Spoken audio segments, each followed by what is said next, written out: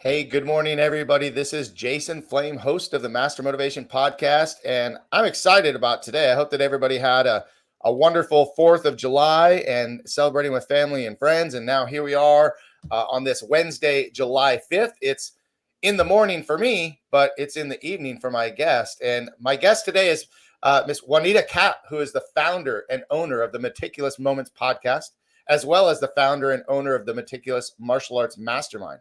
She is the co-founder and owner of the KAPPTOR Connection and co-founder of the Business Prowess Podcast. Juanita is an executive team member at Connected Leaders Academy and an executive team member at TPC. And she is an Hoinser, is that right? Hoinser. Hoinser? Oh, yes. Hoinser. Yes. Hoinser, thank you. The Hoinser Media Group, brand ambassador, as well as a Karateka and mixed martial artist. And I will say this, that, it's been an amazing opportunity getting to know someone who is so generous and so just, such a giving person. We hit it off in our very first conversation. We were connected through Connected Leaders Academy and Jose Escobar and, all these different things. Our conversations have always been great. And I'm so looking forward to introducing you to the audience and having you on the show today. So thank you, Juanita. Thank you so much, Jason. It's such an honor to be here on your amazing platform. I'm a huge fan of your podcast and I really appreciate it. Thank you so much for having me. Absolutely. This podcast started as a, kind of a pet passion project right at the beginning of COVID. And my thought was I wanted to highlight and, honor some of the martial arts school owners and people that I worked out with and trained with, and then really just expanded from there. And I was connected to several people that are doing great things in the world. And so I think that you're a perfect guest to be on the show today. So why don't we let you start out just giving us a little background, tell us a little bit about your beginnings, and then we can talk more about your podcast and all the other great things that you're doing. Fantastic. Thank you so much. I'm Juanita Kapp. I live in South Africa currently. I plan to move to the States very, very soon. And I grew up on game farms, believe it or not. And I think that changed me a little bit into a tomboy and an adrenaline junkie because I love to have fun and I love to take risks. And, through my life, I've had the honor of being able to start martial arts. It's a very big part of my life. I make it a big part of my entrepreneurship as well. Just love life at the moment. I conduct public speaking events and I MC events globally. Love to travel, love to meet new people. And just entrepreneurship is my passion. Now, tell me, growing up, were you born and raised in South Africa? I was on a game farm. You don't get more South African than that. Well, tell us, you visited the United States several times for different events, and tell us, for those of us that have never been to South Africa, how is it different? What are some of the similarities and what are the differences than, say, the United States? I absolutely love to travel to the States. The people are so amazingly friendly and open and kind and, just inviting. I love being in the States. When I travel from here, for instance, now it's winter.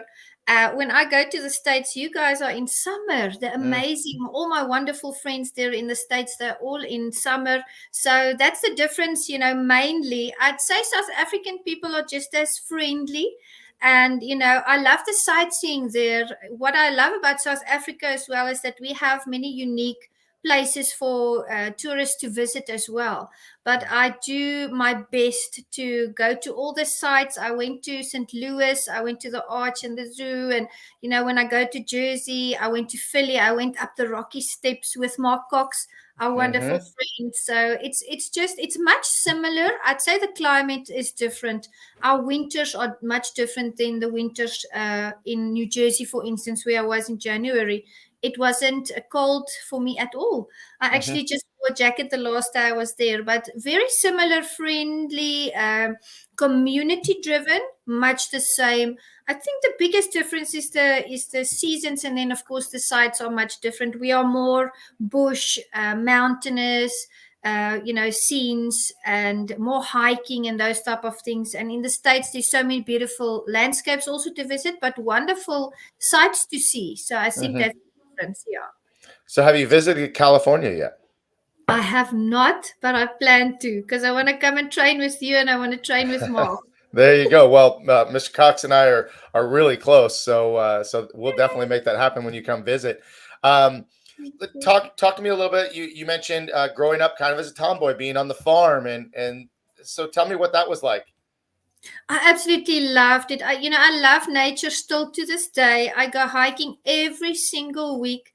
My nickname online and with the KAPPTOR group is the Lioness. And, I was hiking up my mountain one day and I decided to take a photo from a different angle.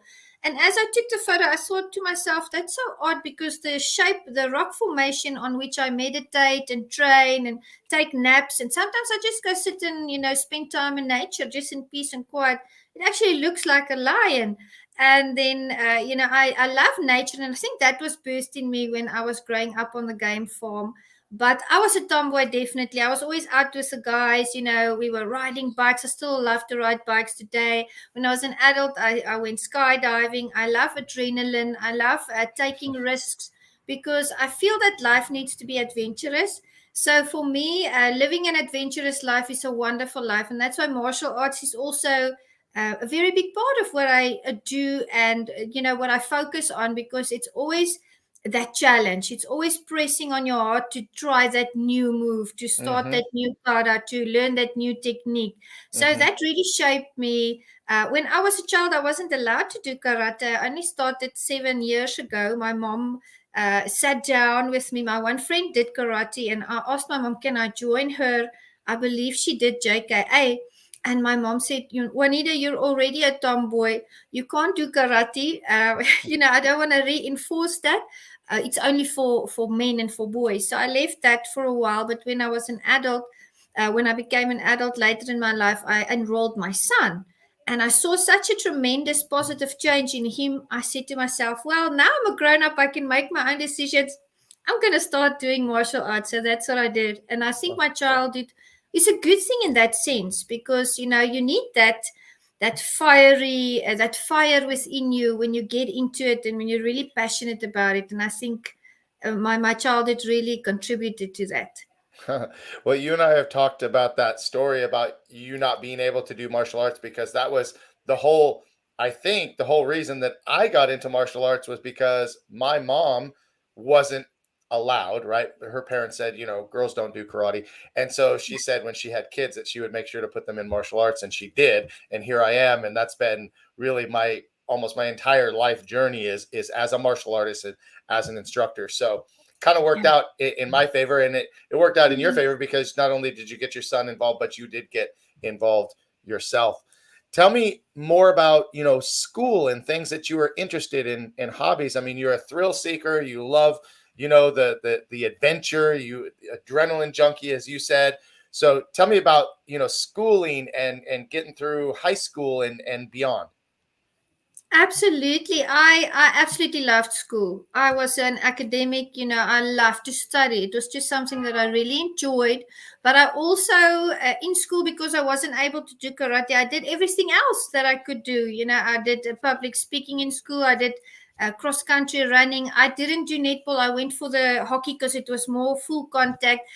There's a lot of things that I participated in. I was in the science club as well. And I really enjoyed everything that I did. I was even in the acting team. I always tried to push myself. It was difficult for me in school. I got bullied a lot. I was teased a lot because I grew up without a father, and the people looked down on me. In those days, it was something to look down upon. So I really it worked negatively in on my self confidence in that sense, and I only found my self confidence later in life. And I believe that being in the ministry for so long, doing the public speaking and also in the martial arts is a very good tool to help kids who are being bullied to feel empowered. Unfortunately, in my life, I could only do it later. But, the self confidence did definitely pick up since the ministry and also since I went into martial arts a few years ago. But in school, being bullied was not fun. Being called names was not fun. And I remember my mom was always very supportive. I actually want to give my mom a shout out. She passed away in 2020 on the 5th of July. So Oh. it's the anniversary of that today. But what a better place. She would have been so happy to know that I'm here with you on this wonderful platform. Well, thank you. And I want to dig a little deeper on that. Um, both of my parents are still with us, and I grew up with a mom and a dad, and my life would be what you would call maybe the typical, growing up.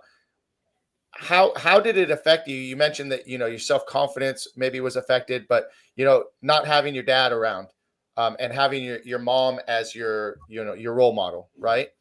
Tell me Yeah. some of the lessons that you took away from that, or some of the challenges that maybe would stem without having your dad around. Challenges, my mom was a single mom, so she was working most of the time. So when we had games that weren't in town, I had to always, go with other people. I had to always play the games on my own. It felt like there was no one to support me or no one to cheer for me. So that really impacted me in a way, with my self-confidence. And it was difficult for me. I often had times where I would just take my bicycle and go to school and just sit there, and on the athletics field and just think a few things through. So it helped me to dig very deep in myself. But on the positive side, I believe that made me very independent. So it wasn't Hmm. all just a bad thing. I think in the end, it helped me because when I went from primary school to high school, something clicked within me and I dug very, very deep within myself and I became independent. And a positive self-talk has been a very important part of my life. And I would, when those negative thoughts would come, oh, everybody's parents are going to be there at the game or at the Hmm. tournament, I would just tell myself, you know what, it's okay. I've got this. I can do this. I've trained. I've done the things I need to do. It's all going to be fine. And when I get home, mom is going to be so proud, of the achievements that I've had. So positive self-talk was really a very big tool.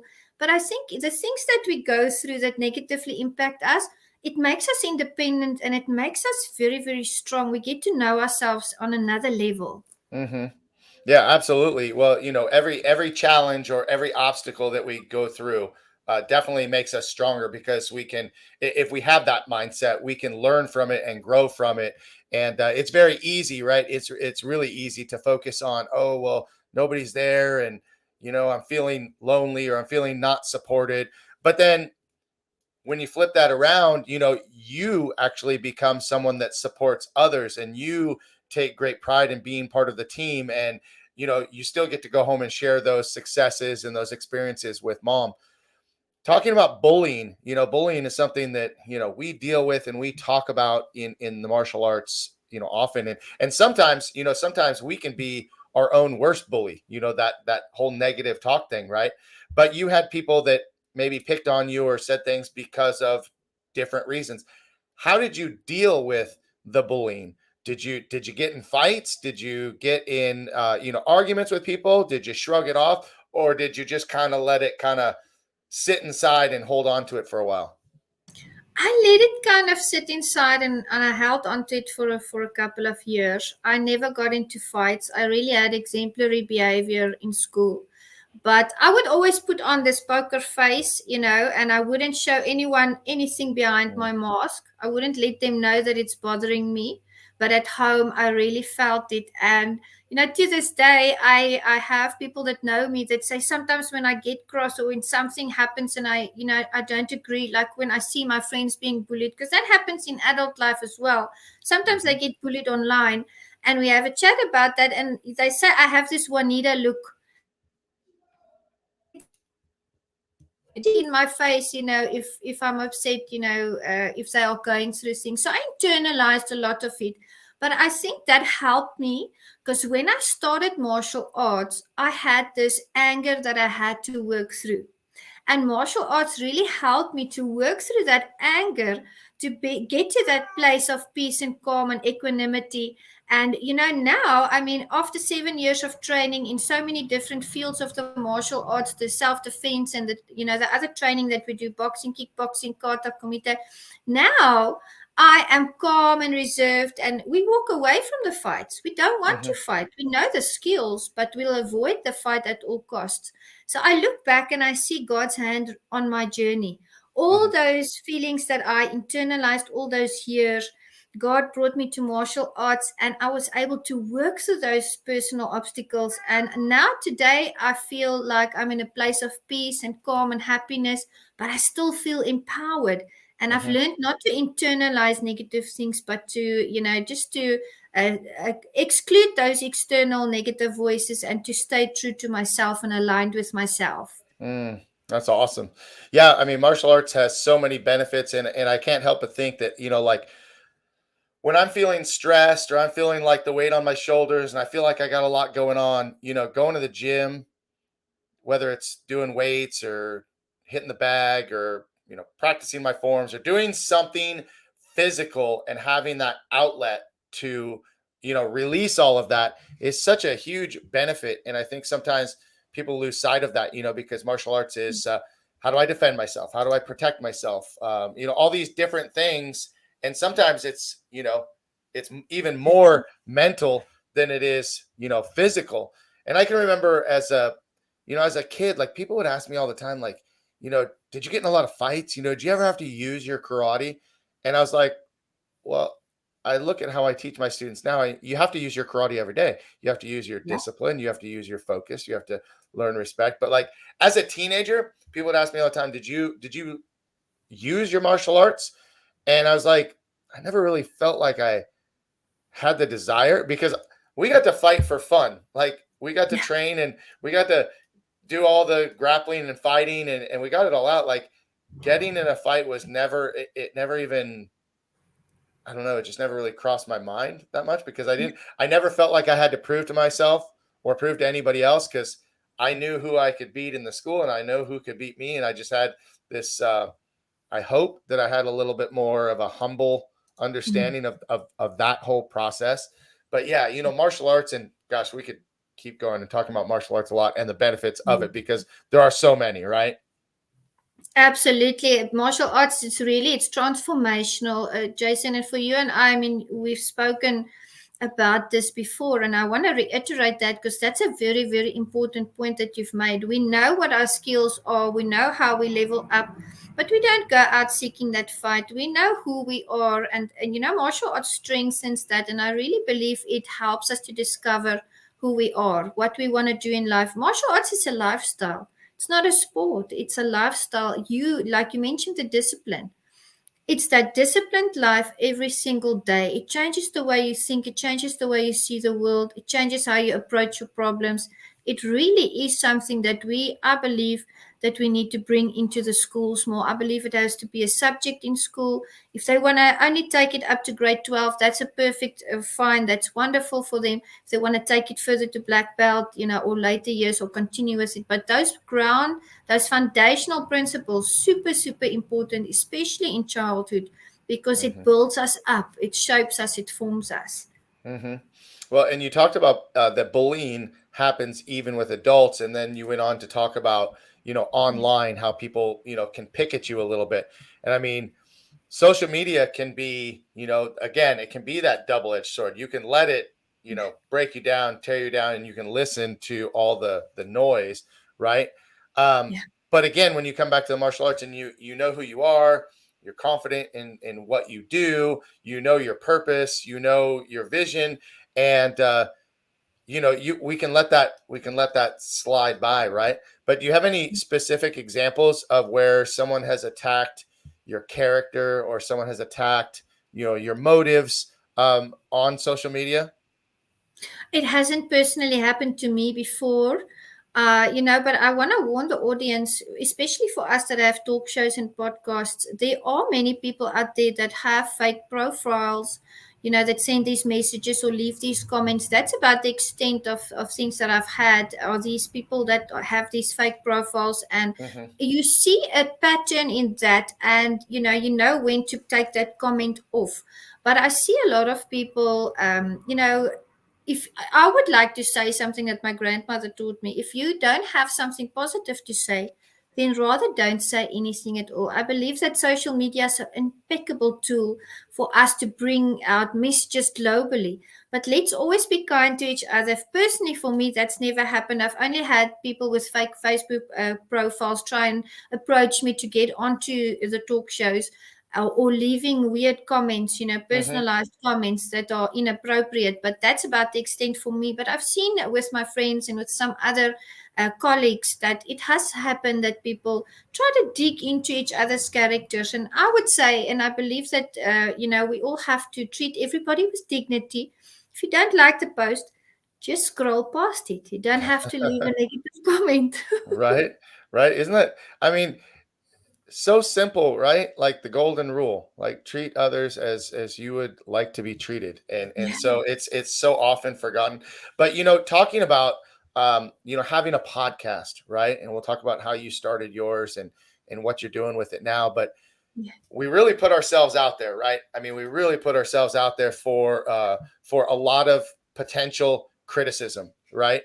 And as martial artists or as people that are trying to put, a positive energy out there, to have someone come back and, oh, the look of your podcast is not good, or, oh, you don't have enough subscribers, or nobody's watching your podcast, or whatever it might be. I've talked with Mr. Cox about this. I've talked with you about this. I've talked to Sifu Raphael, right? I mean, we put ourselves out there, and this is, ours is live, right? So, I mean, like, we could have lots of things go wrong, and we have on the podcast. But, and when people try to tear you down for doing something good, here's, how about this one? Here's a great comment to put up there. This is what Mr. Cox has to say. I think that's exactly what I'm getting at. But yeah, Mr. Cox is watching. Thank you, Mr. Cox. Appreciate you, dude. But yeah, like, we just put ourselves out there, and like those of our friends that have written books and doing all these projects. Anytime you're in the public eye and people see what you're doing, they always wonder if there's this ulterior motive. Is it? And I mean, I don't know about you, but for me, the podcast is just a great tool to talk with, great guests, spread some really good information. I love hearing about, the backstory. That's kind of my favorite part about the podcast, is hearing about your backstory. Growing up in South Africa, working on a game farm, growing up as a tomboy, couldn't do martial arts, like that. To me, this is a great way for us to connect on a deeper level too, right? Absolutely. Absolutely. I agree with you. And I want to add to that. You said something very impeccable. We want to bring those stories out.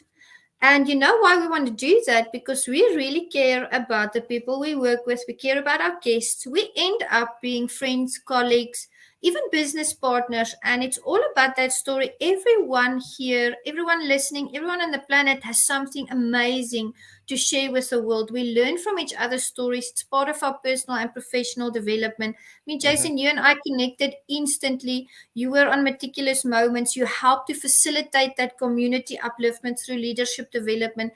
What you do, and I follow your show. I hop on whenever I can. I always make sure I look at the notification, because of the fact that you dig deep into people's lives and their backgrounds, because I learn lessons from them. So what we bring to the world audience is because we want to uplift the world. We want to empower and edify. People don't realize the amount of work that goes into a podcast or a talk show behind the scenes. Oh yeah, absolutely. And we do. It's like, as a martial arts instructor, we really care about our students, and we really care about bringing them up to that next level. When we have a guest on our show, it doesn't always end right here. The conversations that we have later, the collaborations that we work together later, it's not always just a one-time deal. But even if it is, for one person to jump on this podcast today and go, man, I didn't have a dad either. And I listen to Juanita, and look at her, look at what she's doing. That's inspiration, right? And I think we all need that from time to time. We need inspiration. We need motivation. We need to have the discipline to follow through, all of these things. But, sometimes it's just a quick spark, and that quick spark can go a long way. Now, I want to talk about your podcast. when did you come up with the idea for Meticulous Moments, and how did you start? Why do you do it? I absolutely love Meticulous Moments. It's my passion. I guess it's because of 15 years of ministry, working with people for so many years, really getting to know people on a new and different level. I worked in the ministry since 2007. Then in 2013, I started working in the corporate world as well, part time. But I also started, working as an entrepreneur, working in my business. And for a while, I just kept that going until my mom passed away in 2020, not from COVID, but from stage 4 brain cancer that they detected too late.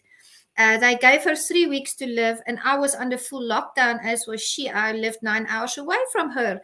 And she ended up living 3 months. I got my permit 5 days before her passing, and I rushed up and I spent all the time I could with her.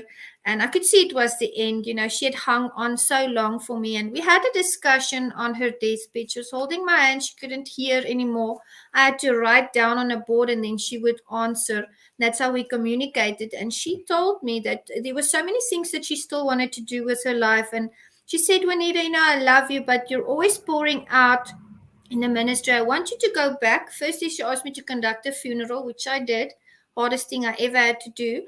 And she said, when you're conducting my funeral, go back home and live with intention. And that's what I did. I came back to Queenstown, and I love to hike up to my mountain. I went up my mountain and I sat there crying for hours. And I really thought to myself, how can I take the experience that I've had with people, still doing that community upliftment, because we were in lockdown. I mean, everything changed, everything went online. And Meticulous Moments was born on that rock, on that mountain. And I decided, you know what I'm going to do?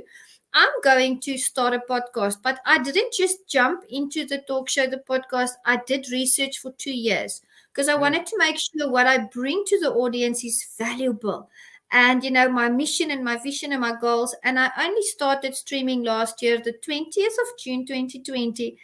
So we've been going for a year now, but it started 2022. We've been going for a year now, but it started in 2020 after my mom's passing. And I feel my passion is community upliftment. And through that community upliftment, through the stories that we've talked about, through bringing these topics to the world globally, I facilitate leadership development, because leadership development was a very important part of being a pastor as well. So that's where my heart lies. Wow. That's amazing. I didn't know all of that was the backstory to your podcast. And again, there's always that why, and what a powerful why. Now, in that 2 years that you were deciding what you wanted to do, what were some of the main things that catapulted you to get it started? I absolutely loved, reading online about how the format is supposed to work, but I really had to decide on a niche. And we were in COVID, and I looked at the world and how it changed before COVID, while we were in COVID, and I tried to look into what it would become like. Would we go back to a physical, the normal meetup? How would I place that if I want to do this? Would we stay in a hybrid state? I actually thought to myself, to my mind, and I believe it's going to be like that for a very long time, that we would end up in a hybrid space. So I really prepared myself. I looked at who would I want to interview, how would I want to interview them, what would I make the slogan. That's what I came up with: community upliftment through leadership development. And that's very general. My cat says hi. That's very general because leadership is in all fields. So I've interviewed US Marines, I've interviewed US Army members, actors, authors, professionals in the corporate world, public speakers. I've really interviewed a wide array of people in the medical field, because at the end of the day, there's so many aspects of what we do that to get my niche and trying to do. And that's how I ended up with Meticulous Moments, and I love absolutely every moment. Yeah, no, it's a great show, and I love what you do, and I love just so when we talked, you asked some pretty deep questions, and I think that's really powerful for people to hear, because it's very easy to answer questions on the surface, and move to the next and go on. And, have your list of questions. I mean, I sent you a list of questions. I don't think I've even looked at it yet because I think that, organic conversation happens, very naturally and very comfortably. Yeah. And you do a great job with that. Where do you search for your guests and how have you connected with these other people, across the world? Absolutely. On LinkedIn, I actually found my first guest on LinkedIn. He reached out to me because he was bringing out his first book, and he wanted to know, can we converse about what he's doing in the U.S. Army? That's Oakland McCulloch. Shout out to him. He was my very first podcast guest. And then when I posted Oakland, I started getting people that started to ask me about the podcast. What is it about? Can they be guests? And then I decided, because from the beginning I wanted to make sure it's a high level, a high caliber of show. I started to say, let's do virtual coffees. So what I do is I do virtual coffees with people that I meet on LinkedIn. Some people I meet on Instagram. Some reach out on Facebook, and we really discuss what is it that their backstory involves. What is it that they want to bring to the world? And more often than not, they are a perfect fit for the show.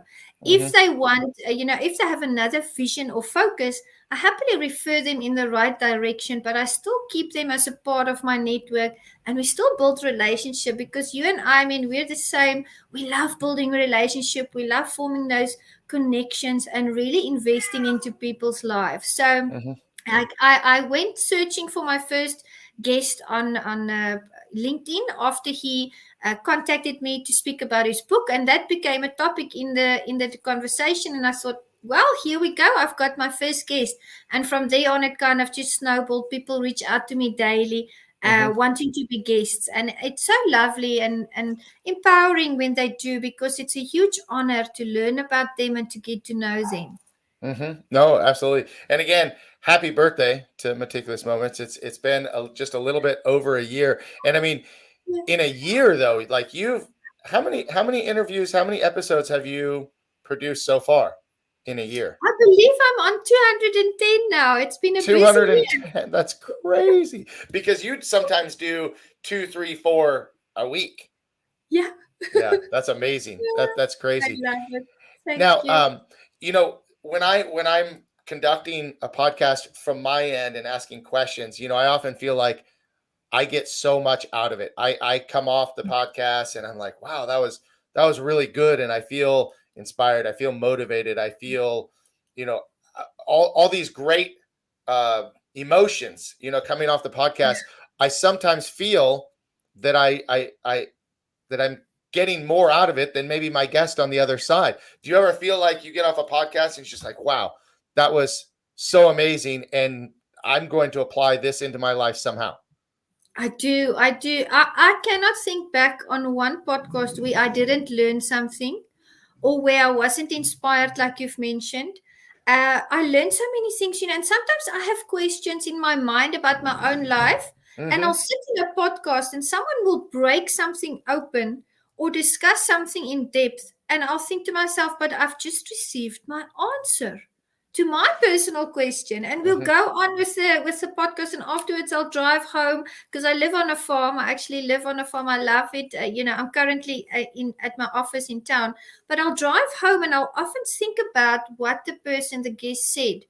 And they bring so many valuable nuggets to the show that I agree with you, we benefit even more than they do for the duration of that interview. It's just, I learned so many lessons, and that's part of our personal and professional development as well. They teach us so much.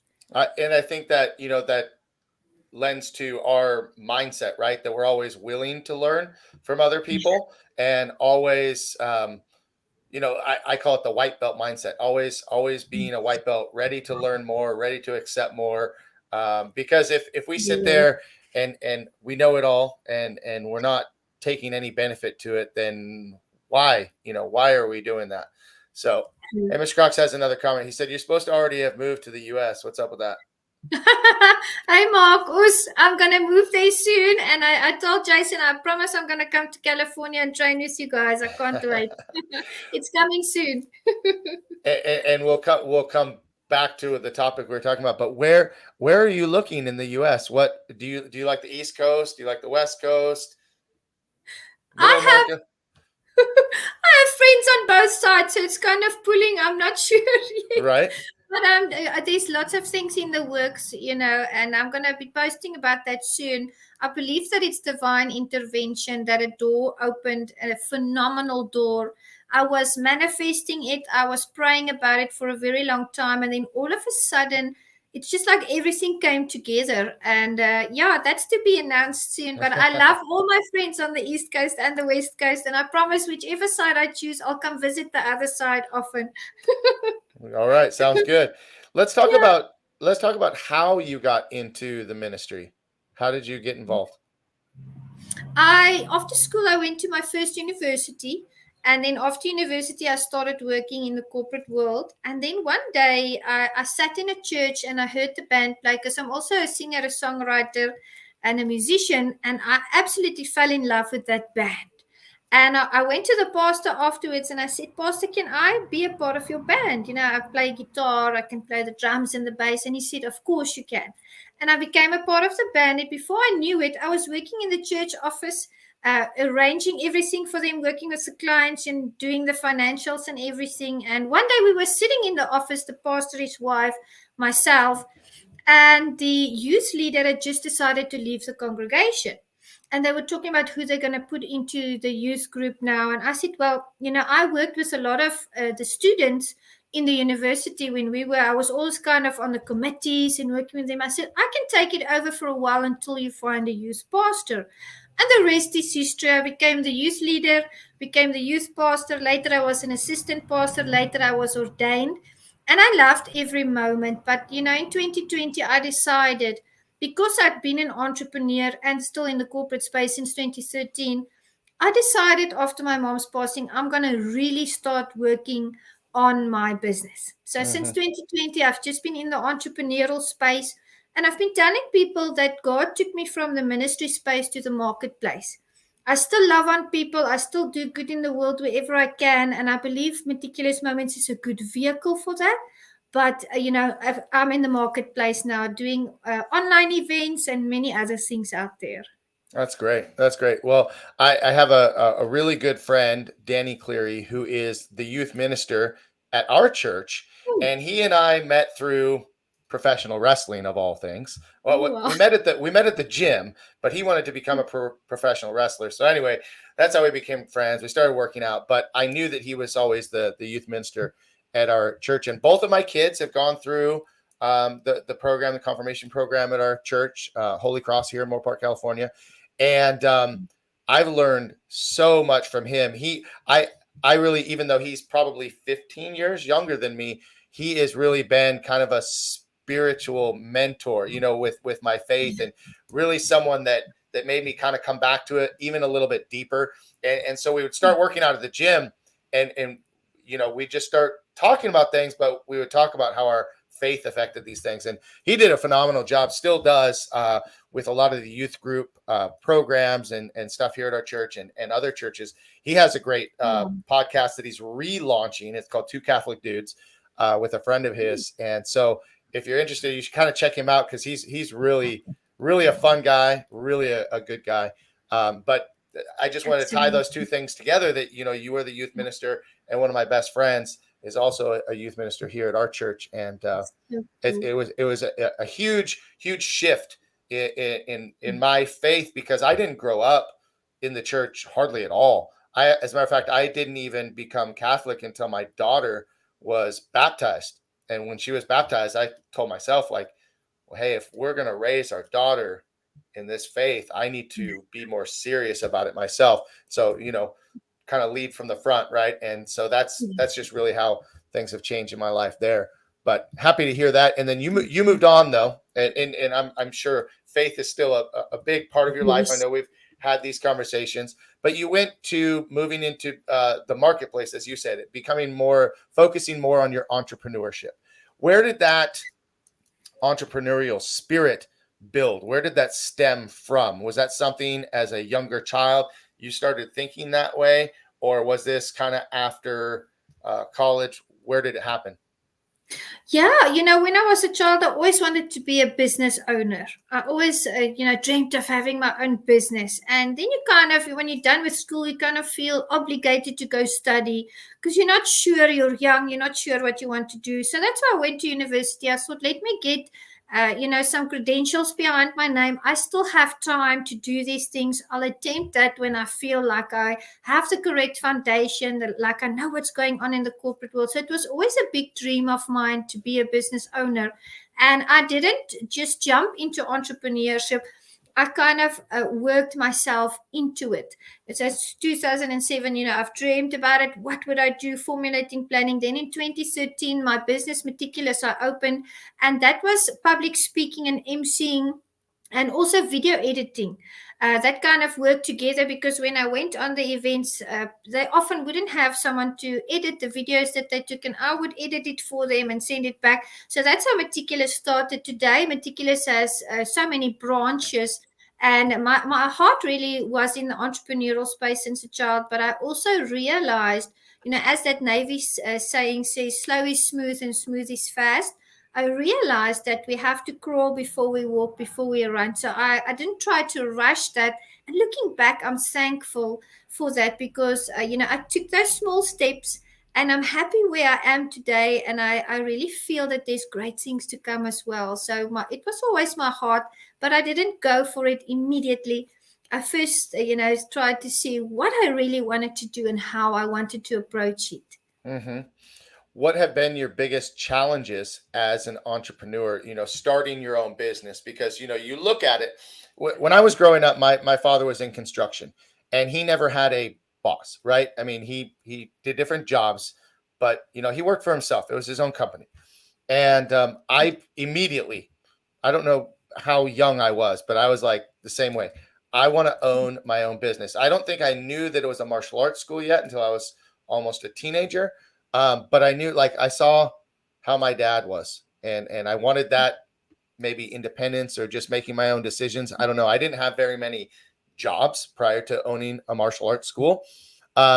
So, you look at being an entrepreneur, there's a lot of challenges that go with starting a business and being in charge of the business. So what were some of your biggest obstacles and challenges? I think my biggest obstacle was work-life balance because I decided to take the route where I was kind of doing that part-time at first. I mean, I was in the full-time ministry. I was working in the corporate space because I wanted to get that knowledge. I wanted to feel the culture and get into that energy. And then I was also studying up to my master's level. So that was also happening on the side, and the entrepreneurship. So that was work-life balance was a big thing because I was also raising two kids. So I think that was the biggest challenge. And then, we get a little bit of imposter syndrome. Yes, it's real when we get into different fields. And it's really it takes a lot of, I'd say, good connections and good friends, good solid friends to help you to realize that each of us as entrepreneurs have our place out there in the world. And, imposter syndrome doesn't have to be an obstacle. We have something to give, and we all shine in our own unique way. So I'd say work-life balance, and then I had a little bit of imposter syndrome in the beginning, which I had to work through. Yeah, I hear this term a lot, work-life balance. And I don't know that I've mastered this, but at the same time, I've never felt, a slave to my business. I picked, very fortunately, very blessed, picked something that I absolutely love to do. And, when I don't have anything to do, I love to be in my martial arts school. I love to be, at my desk. I love to be teaching classes. I guess I remember when my children were younger and they were involved in sports and activities. That's where it really came into play because I knew I couldn't be at the karate school and go and watch their baseball games or their dance recitals. So I did have a little bit of juggling and balancing there at that time. But, at the end of the day, like it's very cliche and silly, but like, if you love what you do, you never have to work a day in your life. And I mean, fortunately, I feel like I love it. I feel that you love what you do. So, work is life. Life is work. And our life's work is going to be our legacy.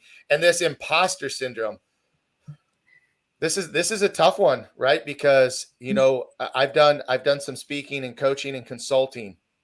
And sometimes I would stand up there and I'm like speaking to a group. And I know, as I'm looking out in the audience, these guys are way more successful than I am. They have more schools, they have more students, they're making more money. And I'm up here telling them, my experience. That's how I kind of struggled with this. What did you struggle with? How did your imposter syndrome affect you, or how? Yeah, I've always been someone with a lot of originality is a big part of what I do. I love to think of things outside the box. I always tell people, throw the box away. There's no box. There's no format. Let's make this our own. So not everybody was very receptive to that kind of idea or that kind of energy, because they had their set ways of doing things.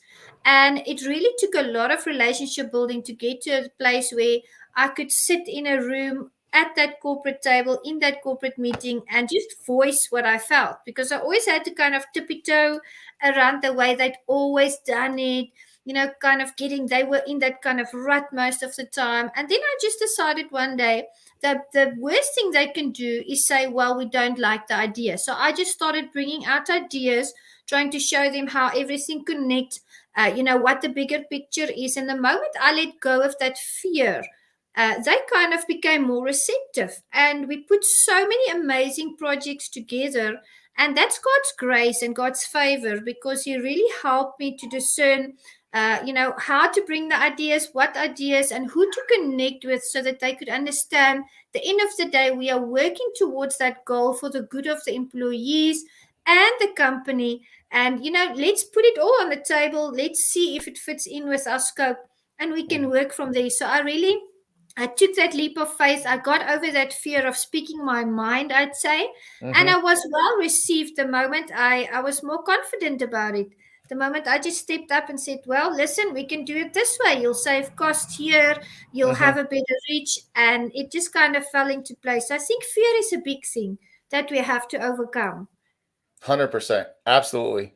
That sometimes our fear of failure, our fear of taking a chance, our fear of try something new, almost to the point of paralysis. I was actually just talking with a friend of mine, last night about people that are just afraid to people that have great skill and great knowledge, but they're afraid to start because it won't be perfect or they might fail. And so that might be worse than starting and failing and having to go back and forth, is just kind of staying in that same spot.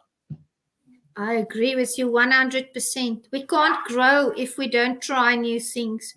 We can't impact the world if we stay in that safe space. I don't know if you've heard or seen that TikTok where the child says, but they're scared to do this, and a whole array of tasks. And then the parent turns around and says, but do it scared. You're going to learn a lesson. And I would encourage the audience, just like you, get over that fear. If you're scared of something, if you're scared to fail, just go and do it, because otherwise your life is going to reach a plateau. Your business is going to reach a plateau, and you'll be stuck in that rut. And it's more difficult to get out of that rut. Rather avoid the rut from the beginning and just go and believe in yourself. It's very important. Well, doesn't the saying go that, being brave isn't doing something because of the absence of fear. It's doing it with the fear, anyway, doing it anyway with that fear. So, hey, quick shout out to TJ Williams, just saying hi. He's on the Pacific. I think he's in New York, right? He's in Buffalo or near Niagara Falls. But TJ was a great guest on the show, guys. Go and check him out. He's got a great podcast as well. And he threw up another comment there. Afraid of getting scared, but you have to get afraid of getting scarred, but you have to get scars to get experience. 100%. 100%. Can we talk a little bit about the other organizations that you've gotten involved with, some connections that you've made? I know that KAPPTOR and CLA and some of the others. So tell us. Well, I want to know, how did you get in touch with Jose Escobar? Because I met him through martial arts. I remember, met someone because of a love for professional wrestling. Believe it or not, that was our first conversation. We were talking about professional wrestling at a martial arts super show. That's how we connected. And then, years later, he invited me part of the group. How did you get involved and how did you meet him? Oh, interesting question. And we met in a similar way, but online. I was a public speaker at an event, and Raul Marin was the poet. I was the speaker, and he was the poet for a 5-minute sections. And he read his poem, out, and we started chatting on LinkedIn, and we connected on Facebook as well because he also does public speaking. Mm-hmm. And he had a post up on Facebook that I commented on and I liked. And before I knew it, I was set up through friends of Raul Marin with Jose for a virtual coffee. So I went into the virtual coffee, he talked to me about the Connected Leaders Academy. And this was last year, and we had a discussion there about what it involves. And as he was screen sharing, and as he was closing his screens, here pops up an event, a martial arts event in Las Vegas. And I stopped him. I said, "Whoa, before you close that window, what is that?" Because we didn't talk martial arts, we talked business. And he told me that, about his history in the martial arts. And then we just kind of connected from there. And I believe it was a week later, he went to Las Vegas to the martial arts event. And he took a photo with Latoya Machida, I'm a big fan of him. Mm-hmm. And, I was commenting on that, and I was so happy to see him there. So I became a member of the Connected Leaders Academy. And a few months later, Jose approached me and I became a part of the executive team on the Connected Leaders Academy. We've also been to live events together. He's an impeccable human being. So business and martial arts brought us together. He's my brother and I absolutely love being a part of that community. I'm also on the executive team for Thought Provoking Change. That's with Jonathan Ellis. I help with the group. I host one of their meetings each week. And we really work well together. And then I've also recently joined the New Beginnings Motivation Group. I'm also on their executive team now. So I love to help in the corporate sense to build these groups, to bring whatever value I can bring. There's different roles that I fulfill in each of these groups, but I'm loving every moment. And shout out to all you guys. Yeah, I know too many names to shut up, but you did mention Raul Marin. I'm actually reading his poems now. I'm reading his book. He sent me a copy, autographed copy, so I'm really excited about that. And had a great chat with him on a podcast not too long ago. So if you guys are watching and you want to go learn about Raul, go to Master Motivation Podcast on YouTube. You can find him there. But so many people. Jose has created something really special. I've told you and I've told him many times, I wish that I could participate just a little bit more, but from the outside looking in and seeing how fast this is growing and seeing, I've already referred so many guests that would be great additions to CLA. I think it would be awesome to see some of the last couple of guests get involved. I had Christos Provistalis. He was on the show. This guy would be a great addition to CLA. So, just to kind of see how it's working and how it's moving, but it's global. He's growing bigger and bigger, every day. And this was a vision. I remember him telling me his vision, what it was before there was even 20 members of the group. I was just like, wow, this is a big vision. And then I see it now and I'm like, wow, it's really come a long way. And it's because of people like you and people like Raul that kind of bring in their group of people and make their connections within the group that's really made it happen. Tell me more about the KAPPTOR group. The KAPPTOR Connection conferences they are online events that I host with my incredible brother and business partner, Alejandro J. Tornato. And we met through the CL and we had a virtual coffee. And Alejandro said to me, we have to do something together. Let's start something together. And I said, well, I'm always up for a challenge. We have similar backgrounds in the corporate space. And I went home and I prepared this whole business plan. And I called it the KAPPTOR Connection because I'm Kapp and he's Tornato. And my slogan was, just capturing your heart. And I bring this whole business plan to Alejandro, and he starts laughing. And I start laughing because we have a lot of fun together. He's my brother through and through. And I said, "Why are you laughing?" And he starts laughing more. And he said, "KAPPTOR sounds like a raptor from Jurassic Park." He says, "And your slogan is capturing your hearts. And what do raptors do? They capture people." And since then, we've just been, having all these wonderful online conferences. We're going to do our first live conference in 2024. So look out for that as well. I'm going to be present in the States, and we'll do a live conference as well. So That's great. That's great. Well, good backstory. Going back to the work-life balance, right? You have 2 kids, you have a family, and you're part of all of these different things. I mean, you have so many different things going on. How do you find time to get to fit everything in? You're everywhere. You are usually watching my podcast when it's on. You're on the other podcast. You're helping organize the live events for CLA. How are you finding the time to make it all happen? I think time management is very important, and being disciplined. I have certain things that I do certain times of the day, and it's very important for me never to skip training. So I make sure that hour that I drive to town, the 2 hours I'm in the dojo, the hour I drive back, those hours are hours that are set out for training. And so I also set aside time for my kids and all the other functions that I fulfill. And I think time management is key, and also being disciplined to stick with those times. I like to be disciplined because I like to know the day before what is waiting for me the next day. So at night before I go to sleep, I make sure I know what time I need to be where, what should I be doing, have I put everything in place. And I actually don't work South African hours. I work the US hours. So I don't sleep when South Africa sleeps. I'm awake when South Africa sleeps, because I work EST times, PST times. I also work with people in the UK and also with Australia. But I think it's all about that discipline and the time management. And it's like you said, we love what we do, so we don't feel like it's work. Well, absolutely. Well, listen, we are almost at the hour already, and I told you that this conversation was going to go very easily and very quickly. But something you said earlier, when your mom was almost ready to pass, is that she told you that she had so many things left that she wanted to do.